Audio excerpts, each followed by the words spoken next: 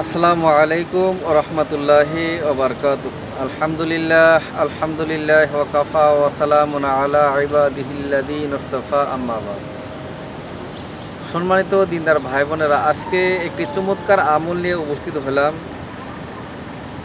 যে আমলটি অধিকাংশ ফ্যামিলিতে প্রয়োজন। কেননা অধিকাংশ ফ্যামিলিতে দেখা যায় ছেলে বড় হয়েছে, মেয়ে বড় হয়েছে, কিন্তু বিবাহ দিতে পারছে না।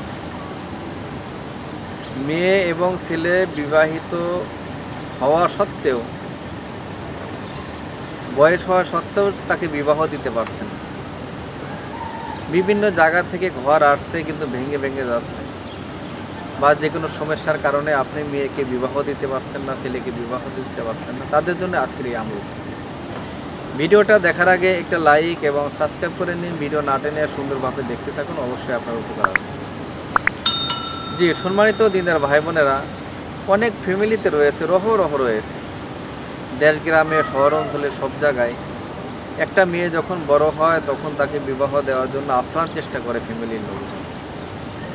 দেখা যায় কিছু কিছু ক্ষেত্রে তাকে জাদু বন্টনা করে নষ্ট করে রাখে, বা লোকজন খারাপ কথাবার্তা বলে কুমন্ত্রণা দিয়ে তাকে দূরে সরায়। দেখা যায় অনেক জায়গা থেকে ঘর আসে, বিবাহ বাধি দেয়, ভেঙে দেয়, বিভিন্ন সমস্যার সম্মুখীন হতে হয়।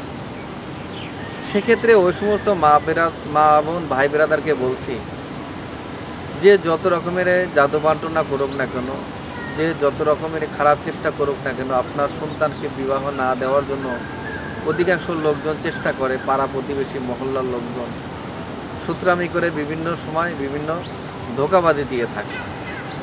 যে যত রকমের চেষ্টা করুক না কেন, যদি আপনি এই নিয়মে যদি এই গুরুত্বপূর্ণ আমলটি করতে পারেন, আল্লাহ রাব্বুল আলামিন আপনার কষ্টের বিনিময়ে আপনাকে সফলতা অর্জন করার, আপনার মেয়েকে ভালো একটা অবস্থানে বিবাহ দিতে পারবেন, আপনার ছেলেকে ভালো একটি জায়গায় বিবাহ করতে পারবেন।